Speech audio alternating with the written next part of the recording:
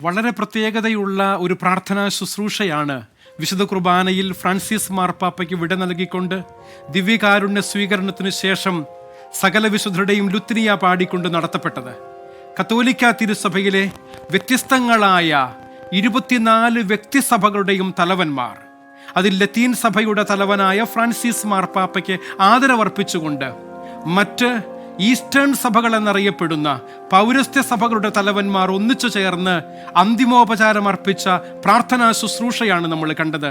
അവിടെ Melkite Greek കത്തോലിക്ക സഭയുടെയും അതുപോലെ തന്നെ അൽബേനിയൻ ഗ്രീക്ക് കാത്തലിക് ചർച്ചിൻ്റെയും അതോടൊപ്പം തന്നെ ബെലറൂസിയൻ ഗ്രീക്ക് കാത്തലിക് ചർച്ചിൻ്റെയും അതോടൊപ്പം ബൾഗേറിയൻ ഗ്രീക്ക് കാത്തലിക് ചർച്ചിൻ്റെയും Greek Catholic church of Croatia and സെർബിയയുടെയും അതോടൊപ്പം തന്നെ മെർസഡോണിയൻ ഗ്രീക്ക് കത്തോലിക്ക സഭയുടെയും അർമേനിയൻ കത്തോലിക്ക സഭയുടെയും കാൽദിയൻ കത്തോലിക്ക സഭയുടെയും കോപ്റ്റിക് കത്തോലിക്ക സഭയുടെയും എറിത്രിയൻ കത്തോലിക്ക സഭയുടെയും മരോനൈറ്റ് സഭയുടെയും ഒപ്പം റഷ്യൻ സഭയുടെയും ഗ്രീക്ക് കാത്തലിക് സഭയുടെയും റുതേറിയൻ ചർച്ചിന്റെയും സ്ലോവാക്കിയൻ ഗ്രീക്ക് കത്തോലിക്ക സഭയുടെയും സിറിയക് കാത്തലിക് സഭയുടെയും എത്തിയോപ്യൻ കത്തോലിക്ക സഭയുടെയും സിറോ മലങ്കര സഭയുടെയും സിറോ മലബാർ സഭയുടെയും പരമാധ്യക്ഷന്മാരാണ് ഒന്നിച്ചു ചേർന്ന് ഫ്രാൻസിസ് മാർപ്പാപ്പയ്ക്ക് അന്തിമോപചാരം അർപ്പിച്ചത്.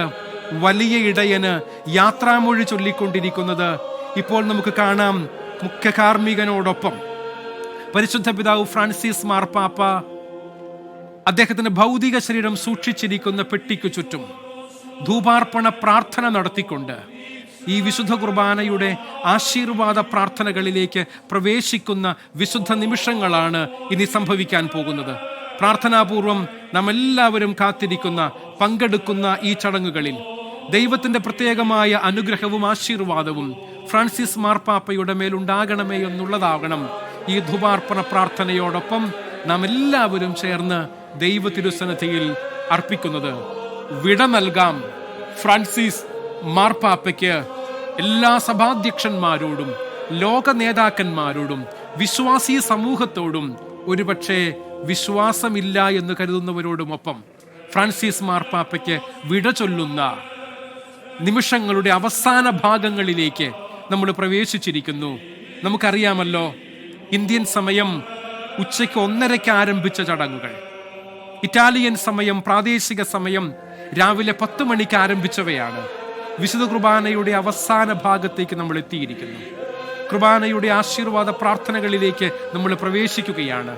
ഇതിനുശേഷം നമ്മളൊക്കെ കാത്തിരിക്കുന്ന ഫ്രാൻസിസ് മാർപ്പാപ്പയുടെ മൃതദേഹമടങ്ങിയ ശവമഞ്ചവും പിടിച്ചുകൊണ്ടുള്ള ഏകദേശം 4 കിലോമീറ്ററോളം വരുന്ന സെയിന്റ് പീറ്റേഴ്സ് ബസിലിക്കയിൽ നിന്നും സെയിന്റ് മേരി മജോറെ ബസിലിക്കയിലേക്കുള്ള വിലാപയാത്രയാണ്